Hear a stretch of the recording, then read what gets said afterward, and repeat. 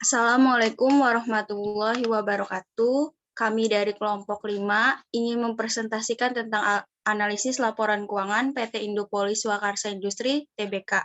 Sebelum memulai presentasi, alangkah baiknya mengucapkan basmalah. Bismillahirrahmanirrahim. Selanjutnya, saya di sini bersama teman-teman saya, yaitu di sini saya sendiri Aisyah Devia Purnamasari, Alvina Serolin, Devi Cardella Feti, Hafsa Maimunah, Mevi Deftari Bella, Nurinda Farawansa, dan Syahla Aulia Salsabila. Next.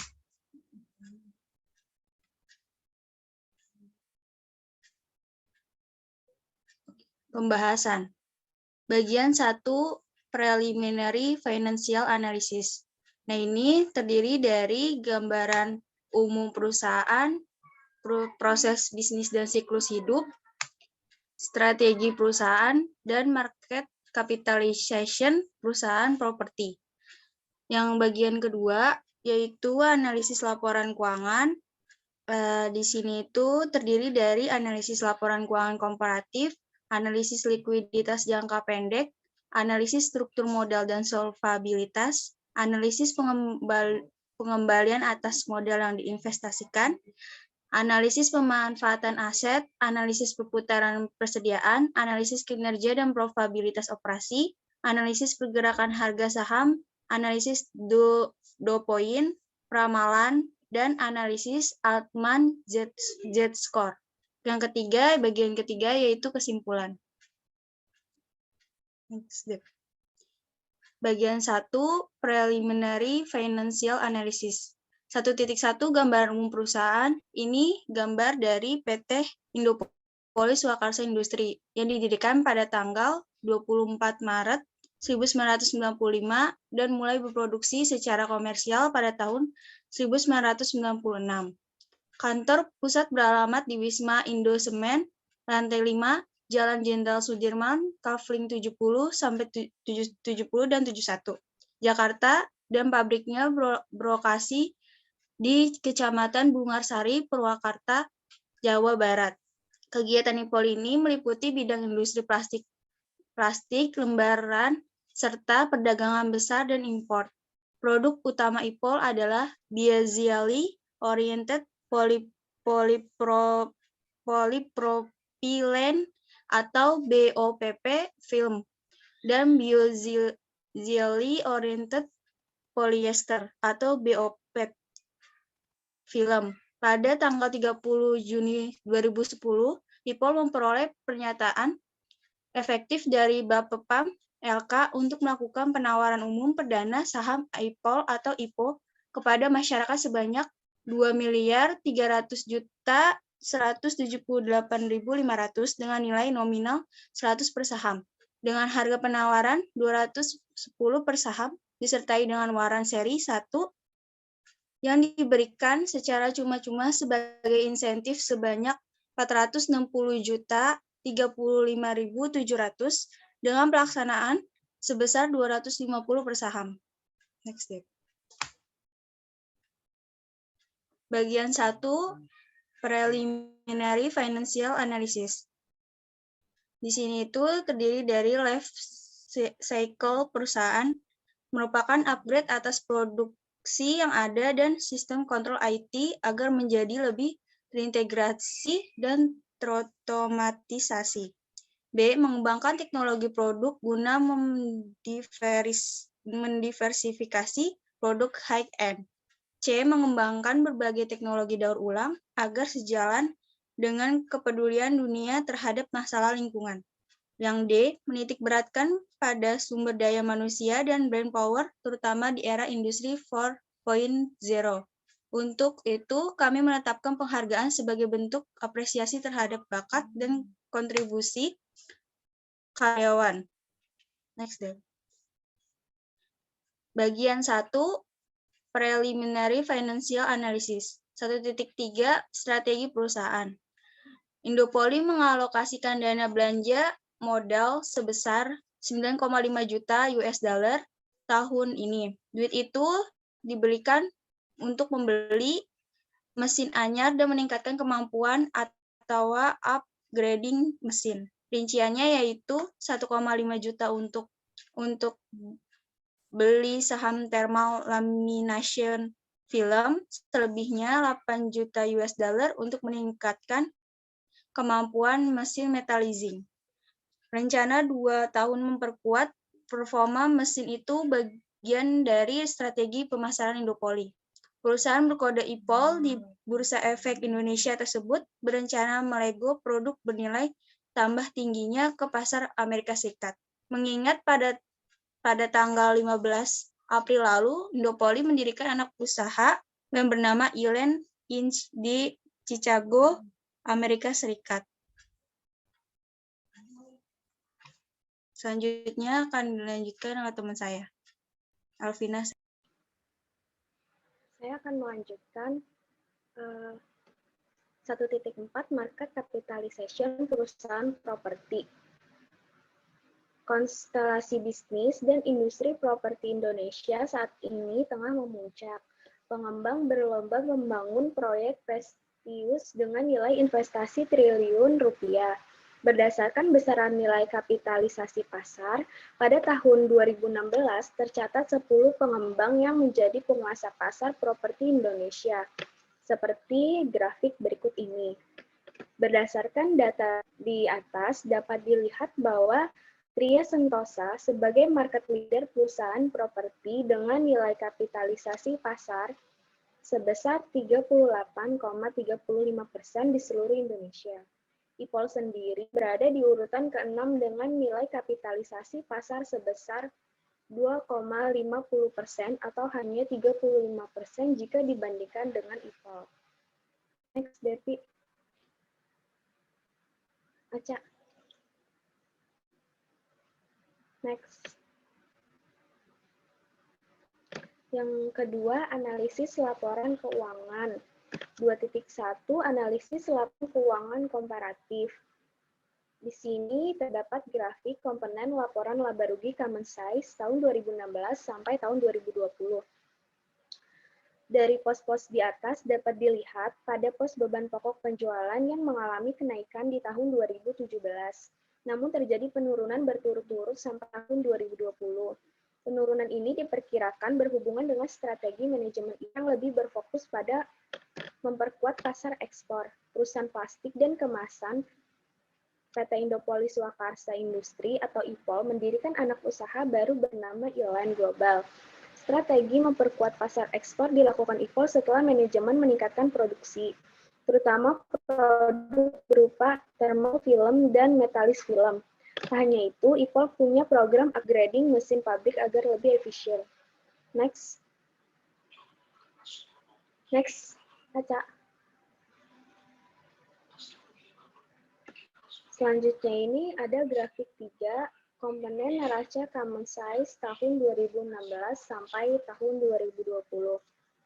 Neraca common size disajikan dalam lampiran 6. Jumlah selalu meningkat cukup signifikan setiap tahunnya sejalan strategi akuisisi yang dijalankan IPOL. Proporsi aset lancar dan tidak lancar cenderung stabil. Sebaliknya, liabilitas jangka panjang semakin meningkat dari tahun ke tahun. Sekilas terlihat bahwa IPOL mulai merusut modal atau mendanai perusahaannya dengan utang-utang dari pasar modal. Next.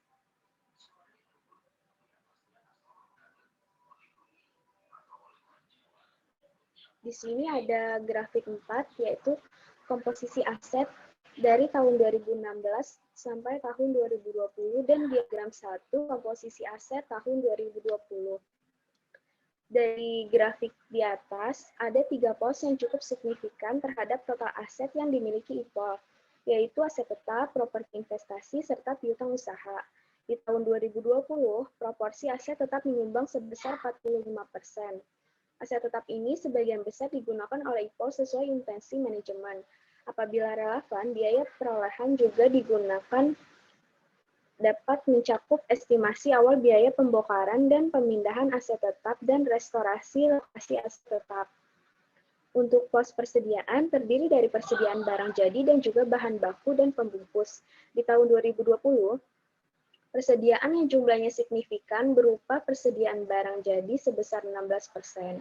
Sedangkan untuk pos kas dan setara kas di tahun 2017 dan 2019 mengalami penurunan.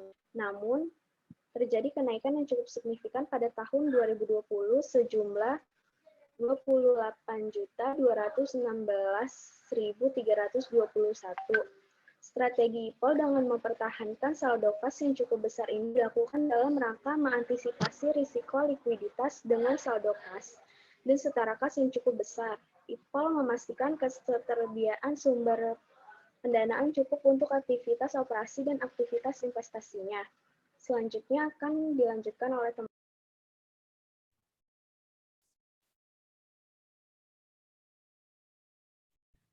Selanjutnya di sini saya Devika Della Feti akan melanjutkan. Di sini ada diagram yang kedua yaitu komposisi persediaan 2020. Nah, di komposisi persediaan itu di sini ada bahan baku dan pembungkus yaitu sebesar 16% dan barang dalam proses itu 12%, barang jadi 16% dan barang pembantu dan suku cadang itu 6%. Nah, di sini untuk total keseluruhannya itu ada 50%. Di sini pada tahun 2020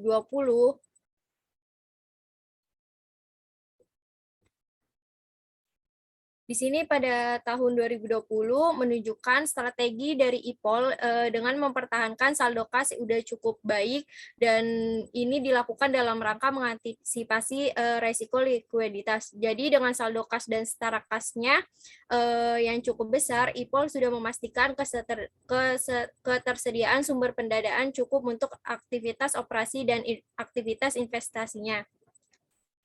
Nah, selanjutnya di sini ada komposisi dan selanjutnya di grafik kelima di sini ada komponen laporan arus kas Common Size 2016 sampai 2020. Nah, di sini itu komponennya itu ada kas bersih diperoleh dari aktivitas operasi, kas bersih yang digunakan untuk aktivitas investasi, kas bersih yang diperoleh dari aktivitas pendanaan, dan juga ada kenaikan bersih kas dan setara kas. Nah, di sini dapat dilihat terjadi fluktuasi selama 5 tahun, seperti yang terjadi di tahun 2016, proporsi arus kas bersih yang diperoleh dari aktivitas pendanaan itu mencapai min 0,05%, di mana IPOL lebih sedikit melakukan kegiatan pendanaan untuk membiayai kegiatan usahanya. Dan sedangkan untuk tahun 2019, perlahan semakin menurun hingga mencapai min 3,83%. Kas bersih yang diperoleh dari aktivitas operasi terus mengalami penurunan di tahun 2018 yaitu sebesar 0,95%. Namun terjadi kenaikan seiringan dengan produktivitas IPOL di tahun 2020 sebesar 7,8%. Sedangkan untuk kas bersih investasi selalu mengalami kenaikan terus-menerus.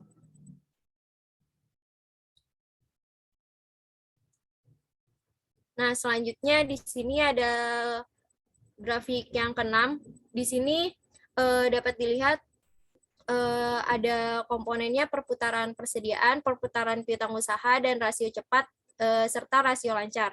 Di sini itu untuk kondisi ekonomi komoditas seperti properti yang lesu terjadi itu di tahun 2020 mengalami kinerja keuangan IPOL. Namun analisis perputaran piutang IPOL ini udah menunjukkan kinerja yang baik walaupun selalu mengalami penurunan.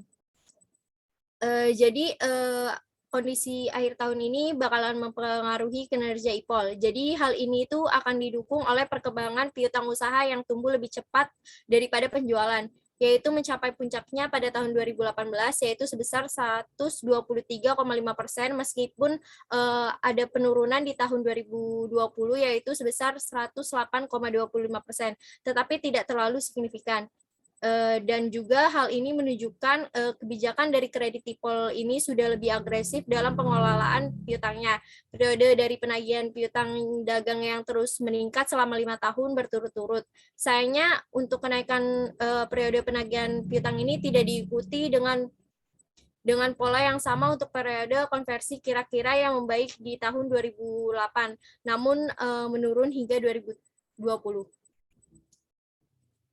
Nah, dan di sini juga ada grafik yang ketujuh yaitu siklus dan periode likuiditas perusahaan 2020. Nah, di sini itu ada jumlah hari untuk membayar utang dagang, dan juga periode konversi kira-kira, dan yang ketiga itu ada siklus perdagangan bersih rata-rata. Jadi di sini siklus untuk periode likuiditas dari perusahaan IPOL vs IGAR dari market leader-nya itu PT Champion Pacific atau biasanya disebut dengan IGAR. Ini semakin baik dengan tingkat likuiditasnya yang makin tinggi dari tahun ke tahun berturut-turut, yaitu sudah membayar utang dengan tepat waktu dan akan memiliki kesempatan yang lebih baik untuk mendapatkan berbagai keuntungan dari banyak pihak, mulai dari lembaga keuangan dan juga kreditur maupun pemasok. Selanjutnya akan dilanjutkan oleh teman saya. Ya, saya di sini Hafsah Maimuna akan melanjutkan presentasi dari Devi, yaitu 2.3, yaitu analisis struktur modal dan solvabilitas. Nah, di grafiknya ini terdiri dari ekuitas, reliabilitas jangka panjang, dan liabilitas jangka pendek. Nah, di sini berdasarkan analisis struktur modal dan solvabilitas, mencari rasio struktur modal dan solvabilitas IPOL dibandingkan market leader di tahun 2020. Berdasarkan data yang disajikan dalam lampiran 14, kita bisa melihat di sini pergeseran struktur modal IPOL dari tahun 2016 menuju 2020. Hal tersebut dilihat dari penurunan debt to equity ratio atau DER dari tahun 2016 yang sebesar 0,45 menjadi 0,37 di tahun 2020. DER dengan angka di bawah 1 itu mengindikasi bahwa perusahaan memiliki utang yang lebih kecil dari ekuitas yang dimilikinya. Tetapi sebagai investor kita juga harus melihat nilai DER ini, sebab jika total utangnya lebih besar daripada ekuitas, maka kita harus lihat lebih lanjut apakah utang lancar atau utang jangka panjang lebih besar daripada analisis rasio utang jangka pendek dan jangka panjang terhadap total utang yang terlihat dari tahun 2016 sampai 2020. Utang jangka pendek selalu lebih besar daripada utang jangka panjang. Hal ini sangat mengkhawatirkan karena perusahaan berpotensi mengalami gangguan likuiditas di masa yang akan datang. Selain itu, laba perusahaan juga semakin tertekan akibat harus membiayai bunga pinjaman. Lalu dibandingkan dengan diagram struktur modal yang 2020, ini pada ekuitas terdapat 63%, liabilitas jangka panjangnya ada 6%, dan 30% di liabilitas jangka pendek. Pada tahun 2020, DER market leader yaitu 0,43. Selain itu, posisi rasio utang jangka panjang dibanding total utang IPOL dibandingkan market leader masih lebih aman dengan nilai 0,09 dibandingkan nilai 0,07. Analisis solvabilitas dapat kita lihat dari times interest ratio, yaitu menjelaskan perbandingan antara laba bersih sebelum bunga dan pajak dengan beban bunga dan merupakan rasio yang mencerminkan besarnya jaminan keuangan untuk membayar bunga utang jangka panjang.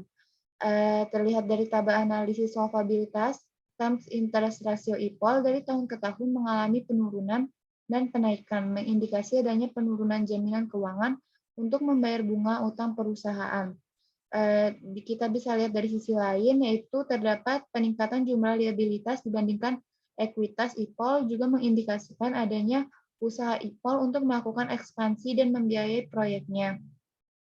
Kita juga bisa lihat dari utang jangka panjangnya, IPOL banyak menerbitkan obligasi dalam jumlah besar, yang ini menandakan IPOL menghimpun dana dengan cepat untuk segera membiayai proyeknya. Next.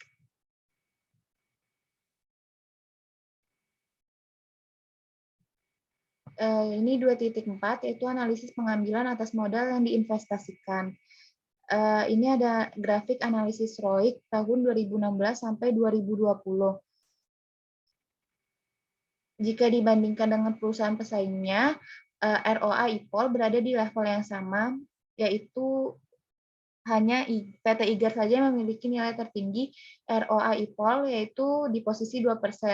Nah, sedangkan IGAR berada di posisi 9%. Yang perlu dijadikan perhatian yaitu kenaikan ROA yang tinggi kemungkinan disebabkan adanya penjualan atau penghapusan aset. ROA tinggi belum tentu mencerminkan laba bersih perusahaan yang tinggi. Analisis dari ROA ini juga menunjukkan hubungan margin laba dan perputaran aset. Dari analisis common size-nya, yaitu sebelum pajak IPOL di tahun 2020 sebesar $10.326.358, sementara penjualan tahun 2020 itu mencapai $195.626.757. Lanjut, next. Di sini grafik 10 yaitu perbandingan ROI antara perusahaan tahun 2020. Ada PT AKPI, PT IGAR, PT TRST, dan PT IPOL. Jika dibandingkan dengan perusahaan pesaingnya, ROI IPOL berada yang sama, hanya PT IGAR yang memiliki nilai tertinggi ROI IPOL yaitu posisinya 2% dan IGAR 9%. Kalau kita lihat dari trend margin NOPAT-nya, IPOL mengalami penurunan hingga tahun 2018, namun mengalami kenaikan hingga tahun 2020.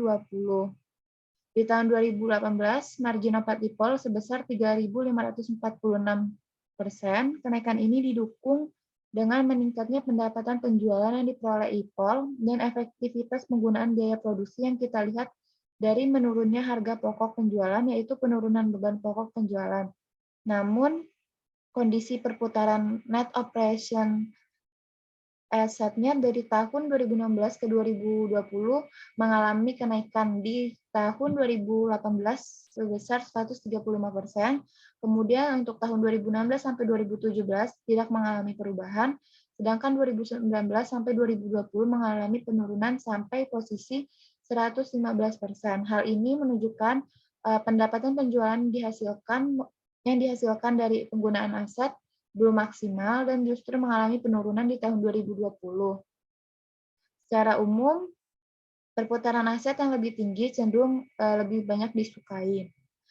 Dibandingkan dengan perusahaan pesaingnya, di tahun 2020 margin NOPAT IPOL berada di peringkat tertinggi, yaitu posisinya 39,29%. Sementara posisi terendah ditempati oleh PT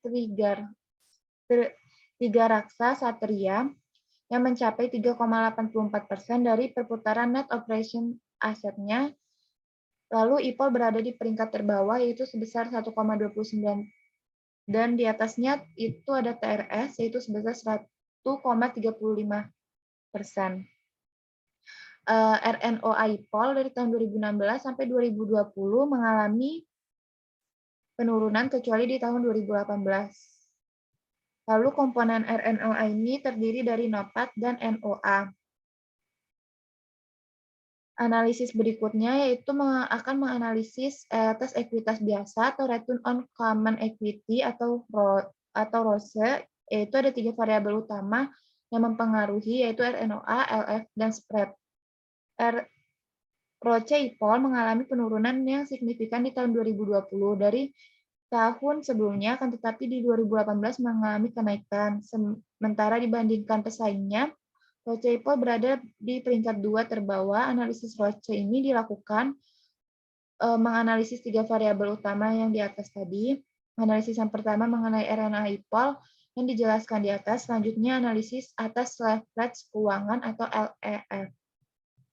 Untuk LEF IPOL di tahun 2016 sampai 2018 tidak mengalami perubahan atau stabil, sementara tahun 2019 mengalami kenaikan sebesar 4%. Namun di tahun 2020 mengalami penurunan yang cukup signifikan hingga mencapai 2%. ELF merupakan nilai senilai dengan PT TRS yaitu sebesar 0,02% dan perusahaan memiliki nilai tertinggi ditempati oleh PT CPI sebesar 0,23.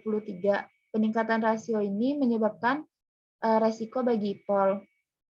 Leverage IPOL harus terus melakukan monitor dan evaluasi terhadap kebijakan perusahaan dalam menentukan proporsi relatif hutang dan ekuitas dalam struktur modal dan jumlah likuiditas yang dipertahankan. Sementara ROE IPOL dari tahun 2016 sampai 2018 kerap mengalami penurunan. Tetapi untuk tahun 2018-nya mengalami kenaikan. ROE IPOL 2020 berada di peringkat teratas dan di peringkat terbawah PT TRS yaitu sebesar 5,15%. Next. Di sini ada analisis pemanfaatan aset, grafik 11. Rasio penggunaan aset dihitung berdasarkan nilai akhir tahun 2016 sampai 2010. Lampiran 17, rasio penggunaan aset IPOL tidak mengalami fluktuasi. Untuk tahun 2020, rasio perputaran kasnya menurun menjadi 7,01. Angka tersebut diartikan IPOL relatif tidak baik dalam memutar kasnya. Kas menjadi masuk lebih sedikit daripada tahun sebelumnya. Angka tersebut lebih bagus market leader yaitu PT Champion yang bernilai 3,1 daripada IPOL. Perputaran rasio piutang IPOL mengalami penurunan dari tahun 2018, kemudian naik pada tahun 2019 sampai 2020. Kenaikan ini sejalan dengan penurunan rasio kas dan setara kas. Untuk perputaran persediaan IPOL mengalami lonjakan pada tahun 2016, tapi setelah itu menurun hingga tahun 2019 menjadi 6,92, kemudian kembali naik tahun 2020 sebesar 7,51. Ini berarti pemanfaatan persediaan secara efisien karena banyak persediaan yang diubah menjadi kas. Jika dibandingkan tahun sebelumnya, rasio ini turun dan dapat diartikan bahwa tahun 2019 IPOL menambah persediaannya. Rasio perputaran working capital bernilai 0,01 pada IPOL lebih rendah daripada PT Champion yang bernilai 369,7. Rasio ini cukup tinggi, bisa diartikan IPOL tidak memiliki modal yang cukup untuk mengimbangi pertumbuhan penjualannya. Untuk rasio perputaran aset tetap, IPOL bernilai 1,2. Rasio tersebut lebih rendah daripada PT Champion yang bernilai 5,3. Yang berarti IPOL membutuhkan lebih banyak aset tetap untuk menghasilkan pendapatan dibandingkan PT Champion. Dari rasio tersebut juga dapat dilihat bahwa IPOL lebih banyak menghabiskan kasnya untuk memperoleh aset tetap. Untuk slide selanjutnya akan dilanjutkan oleh teman saya.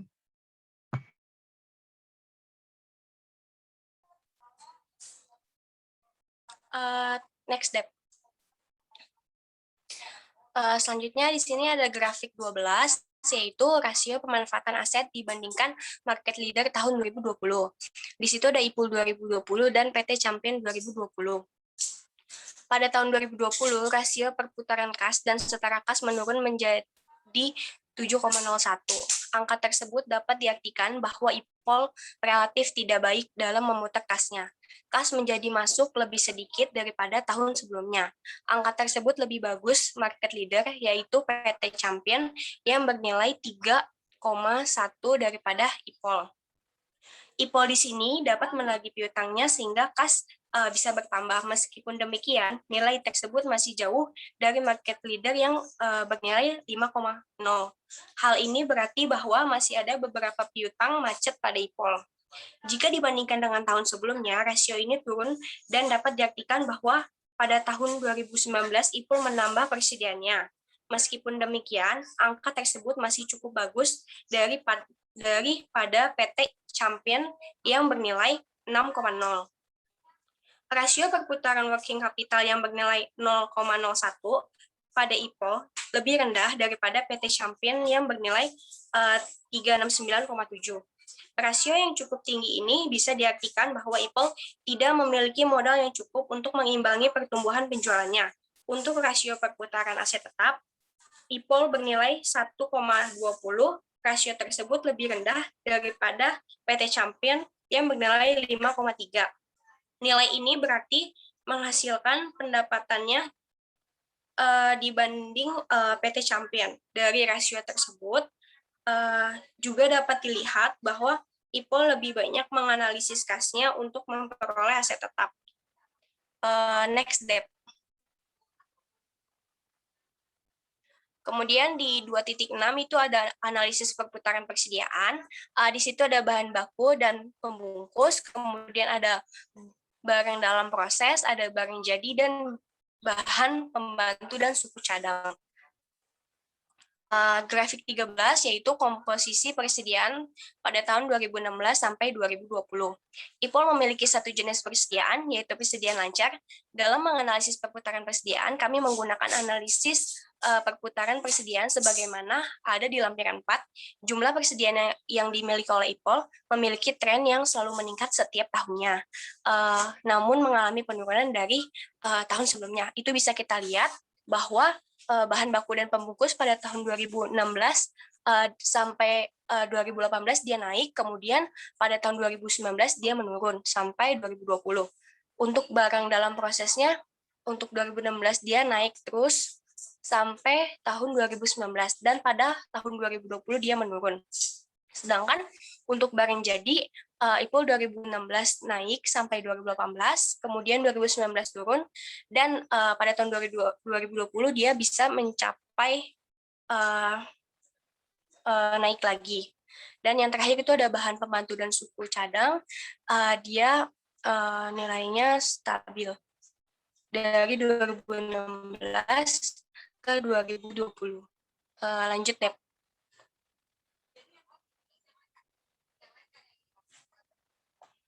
Kemudian di sini 2.7 ada analisis kinerja dan probabilitas operasi.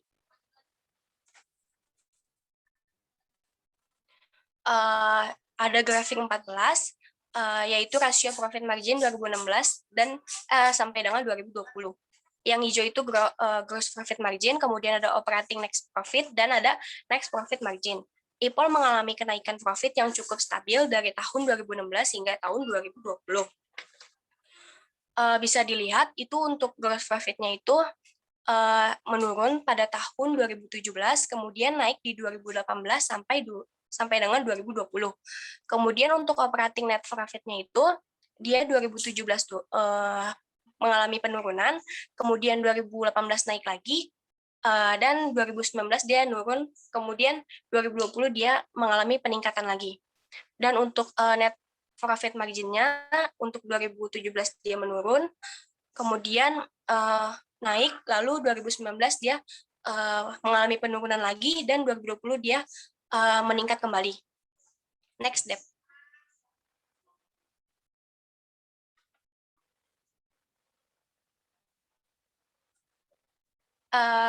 Kemudian di sini 2.7 untuk analisis kinerja dan probabilitas operasi. Nah, ini pada grafik 15, profit margin IPOL versus IGAR 2020. Dengan tingkat pajak yang stabil, IPOL membayar beban bunga yang lebih banyak di tiap tahunnya. Selain itu, jika dibandingkan dengan IGR dari IPOL lebih kecil, yaitu kecilnya IGR dan besarnya pembayaran bunga diakibatkan oleh penerbitan obligasi IPOL tiap tahun sejak tahun 2016. Nilai IGR yang cukup kecil ini bisa mengganggu reinvestasi modal dari IPOL dan pembagian dividen. Bisa kita lihat yang berwarna biru itu IPOL, dia mengalami naik dibandingkan dengan IGAR yang berwarna merah. Kemudian untuk operating net profit-nya itu IGAR jauh lebih besar dibanding IPOL, dan kemudian untuk net profit margin-nya itu IGAR lebih besar atau lebih mengalami peningkatan dibanding net profit yang untuk IPOL. Kemudian pada tahun tersebut juga IPOL melakukan reklasifikasi konstruksi dalam pengerjaan KDP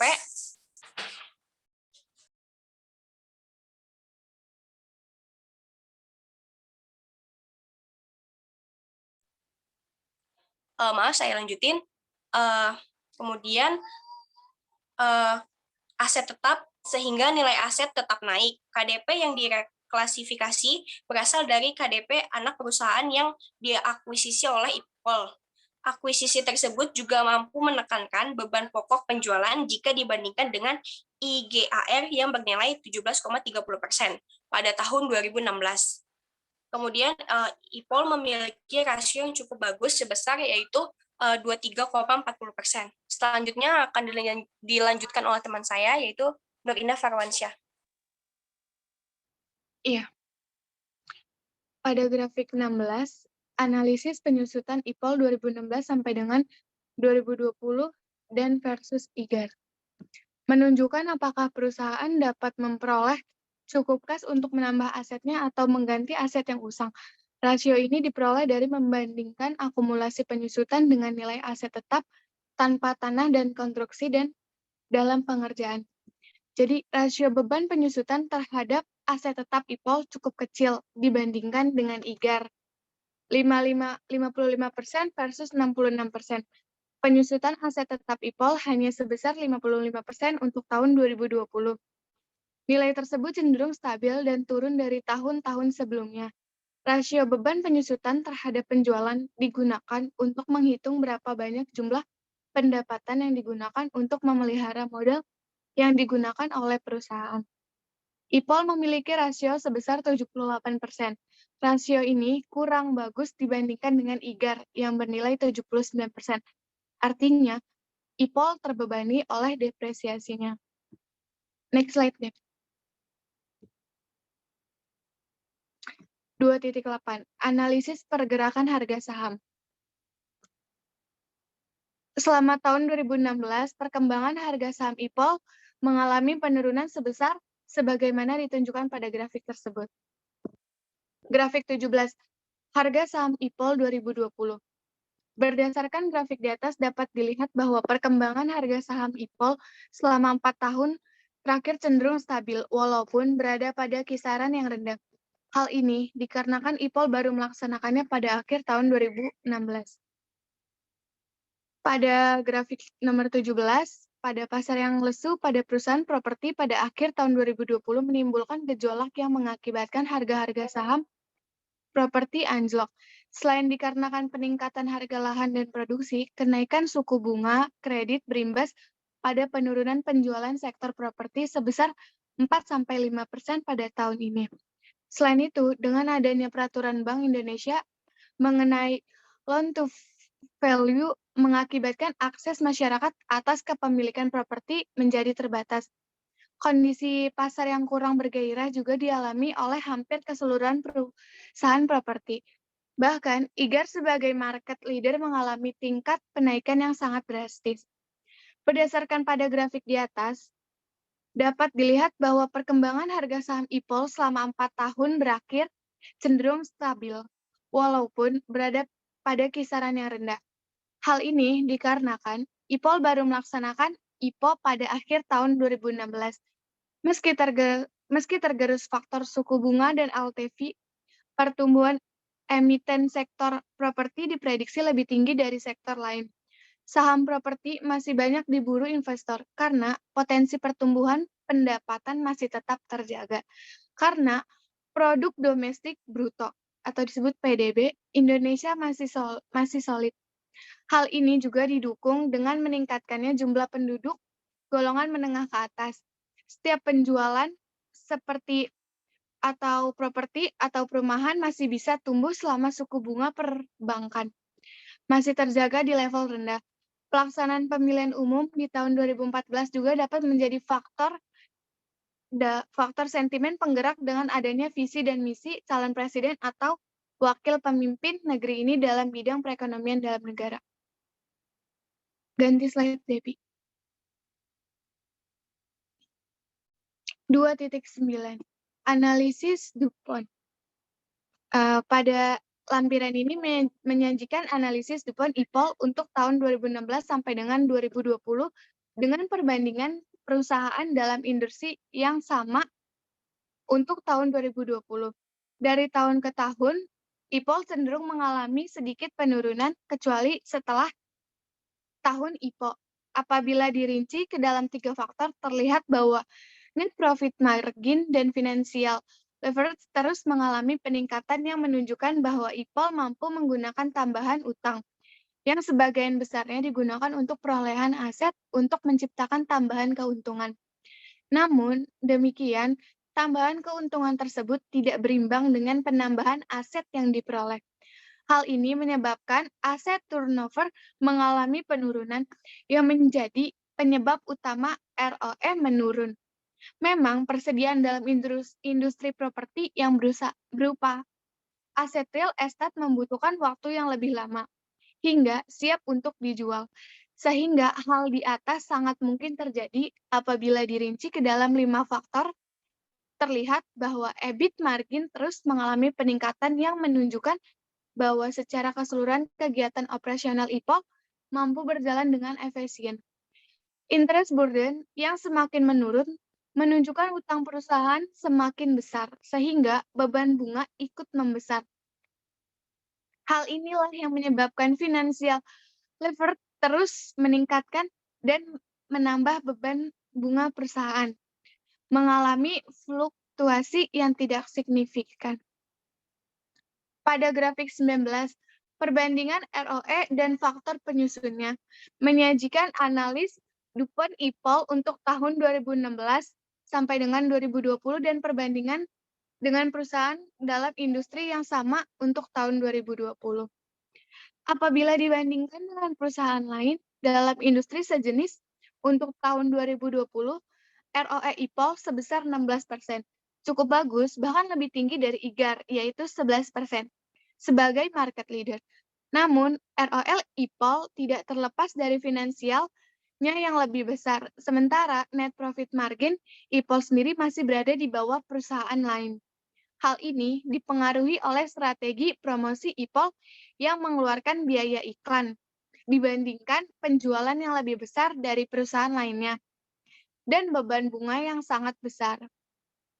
Aset turnover IPOL terbilang baik di antara keempat perusahaan yang dibandingkan, di mana IPOL mampu untuk menghasilkan keuntungan. EBIT margin IPOL menunjukkan angka 0,3, yang jika dihubungkan dengan interest burden IPOL menunjukkan bahwa perusahaan menanggung beban bunga yang lebih besar dari perusahaan lain. Sejalan dengan besarnya finansial yang ada, sehingga net profit margin IPOL semakin mengecil. Tax burden IPOL sebesar 0,7 berada di bawah perusahaan lain, yang seluruhnya berada pada angka 0,8, atau artinya pajak yang dibayarkan IPOL lebih besar. Next slide. 2.10 Peramalan. Lampiran ini 21 menyajikan laporan laba rugi historis IPOL tahun 2016 sampai dengan 2020, serta ramalan untuk tahun 2021. Proses peramalan dimulai dengan harapan atas tingkat penjualan dan pendapatan usaha. Penjualan dan pendapatan usaha IPOL tumbuh kuat setelah melakukan IPO tahun 2018. Penjualan dan pendapatan usaha IPOL terus tumbuh untuk tahun-tahun berikutnya, meskipun tidak sebesar tahun sebelumnya. Pada grafik 20, perbandingan komponen laba rugi tahun 2016 sampai dengan 2020 dan proyeksi tahun 2021 menyajikan laporan laba rugi historis IPOL tahun 2016 sampai dengan 2020 serta ramalan untuk tahun 2021. Proses peramalan dimulai dengan harapan atas tingkat penjualan dan pendapatan usaha.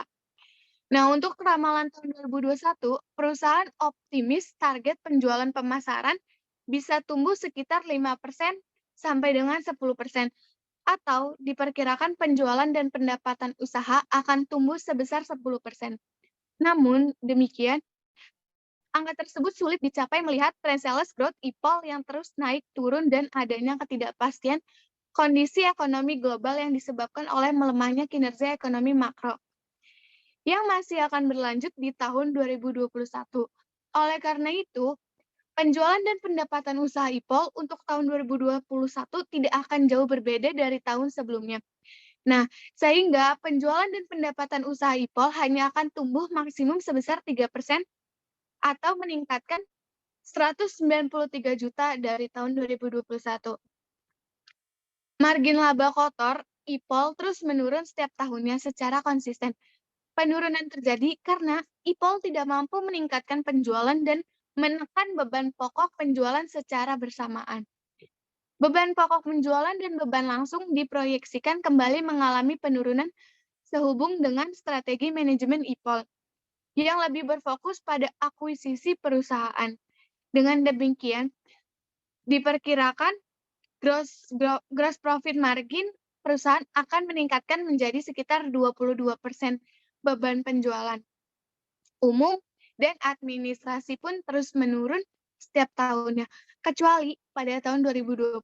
Seiring dengan bertambahnya proyek yang dikerjakan, IPOL masih akan melakukan promosi secara besar-besaran seperti yang dilakukannya selama ini, sehingga beban penjualan umum dan administrasi akan berkisar 9% dari perkiraan penjualan dan pendapatan usaha pada tahun 2021.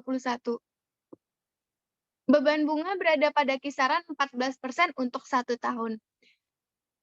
Dengan perkiraan beban pajak tahun 2017 akan sama dengan tahun 2021, yaitu sebesar 7% dari laba sebelum pajak. Akan diperoleh perkiraan laba bersih tahun 2021, yaitu sebesar 35 juta atau mengalami penurunan dari laba bersih tahun 2021. Hal ini terjadi karena peningkatan atas penjualan dan pendapatan usaha tidak mampu menutupi peningkatan atas beban penjualan umum dan administrasi. Selain itu, sebagaimana yang telah disebutkan sebelumnya, ketidakpastian kondisi ekonomi global yang menyebabkan pelemahan nilai tukar rupiah terhadap dolar diperkirakan juga akan turut andil dalam penurunan laba bersih IPOL. Nah, piutang usaha persediaan utang usaha serta biaya yang masih harus dibayar diproyeksikan dengan menggunakan tingkat perputaran tahun 2020 dan menggunakan proyeksi penjualan dan harga pokok penjualan 2021. Nah, selanjutnya akan dilanjutkan oleh teman saya.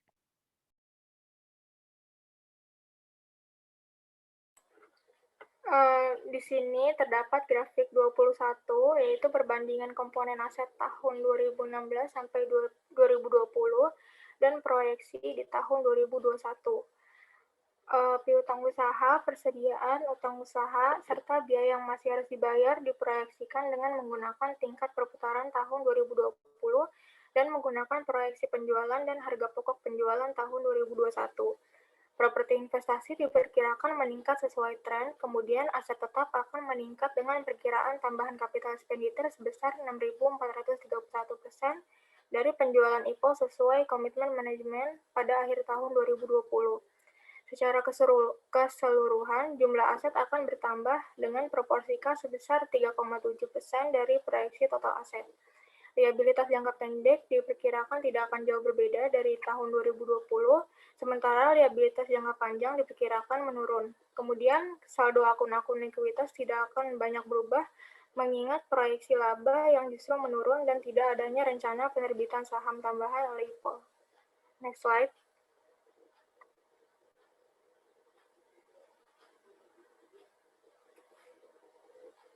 Depi, slide selanjutnya. Nah, di sini terdapat analisis Saltman Z-score, formula Z-score yang digunakan untuk memprediksi kebangkrutan. Perhitungan Z-score untuk IPOL tahun 2016 sampai tahun 2020 berada di posisi gray area atau gray zone. Dilihat dari grafik tahun 2016 ke 2017, IPOL mengalami penurunan untuk tahun 2017 karena menghasilkan perhitungan Z-score dari nilai 1889 ke 1817. Tetapi pada tahun 2017 sampai 2020 mengalami kenaikan setiap tahunnya. Z-score yang dihasilkan dari perhitungan di lampiran 25 adalah pada tahun 2018 sebesar 1935 untuk tahun 2019 sebesar 2162 dan pada tahun 2020 sebesar 2363. Dengan indikator apabila Z-score 1,81 lebih kecil dari Z lebih kecil dari 2,99, maka perusahaan IPOL berada di zona gray area. Z-score terendah IPOL diperoleh pada tahun 2017 dan tertinggi diperoleh pada tahun 2020. Dalam analisis ini, Z-score yang diperoleh cukup relevan dengan proyeksi yang telah dilakukan sebelumnya, di mana diperkirakan IPOL akan mampu untuk menjaga keberlangsungan usahanya. Next slide.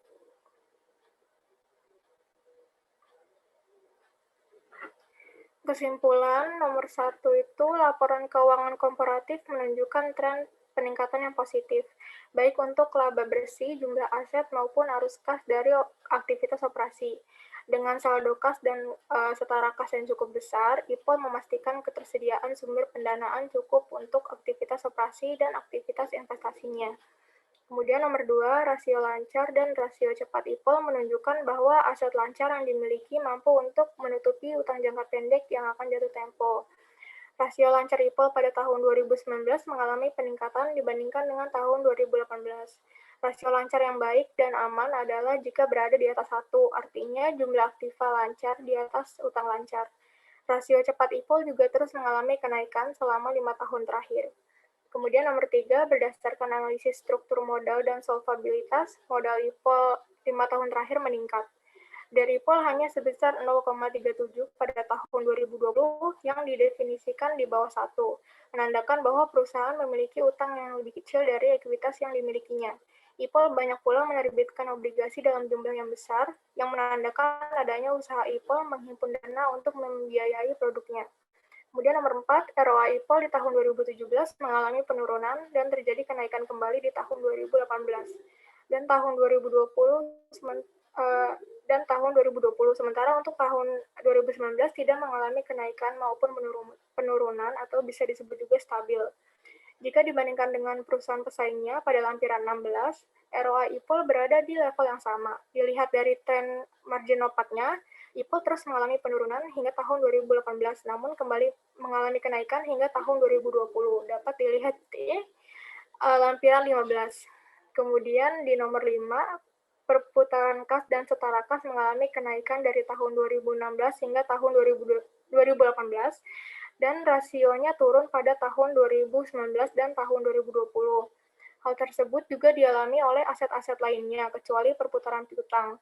Perputaran piutang turun dari tahun 2016 hingga tahun 2019 dan mulai meningkat kembali pada tahun 2020.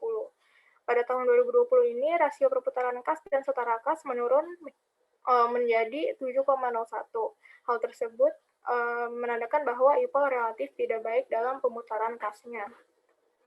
Kemudian nomor 6, persediaan IPOL terdiri dari bahan baku dan pembungkus, bahan dalam proses, barang jadi, dan barang pembantu dan suku cadang.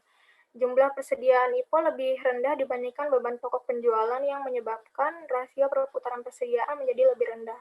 Hal itu menandakan tingkat perputaran persediaan yang buruk, namun lebih dikarenakan total nilai persediaan rata-rata IPOL tinggi dibandingkan dengan harga pokok penjualan atas persediaan yang terjual.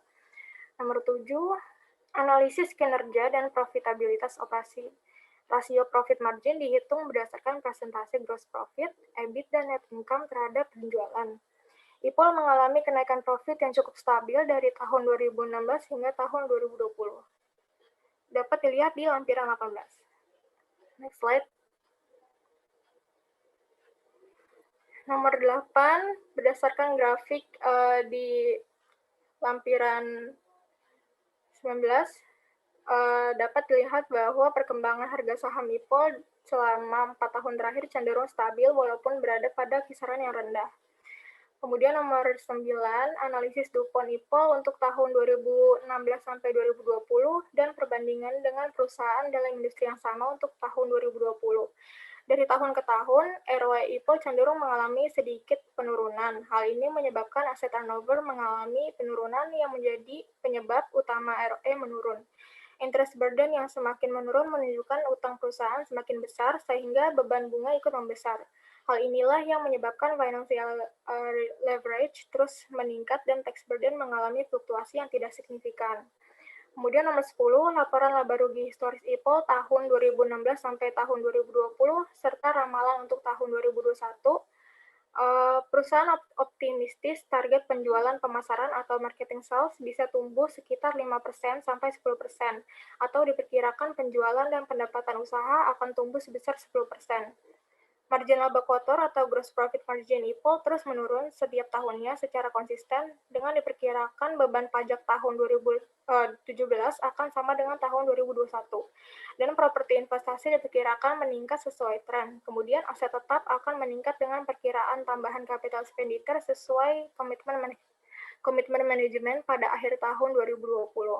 Kemudian yang terakhir, formula Z-score yang digunakan untuk memprediksi kebangkrutan pada suatu perusahaan. Di sini dapat dilihat di grafik tahun 2016 ke 2017,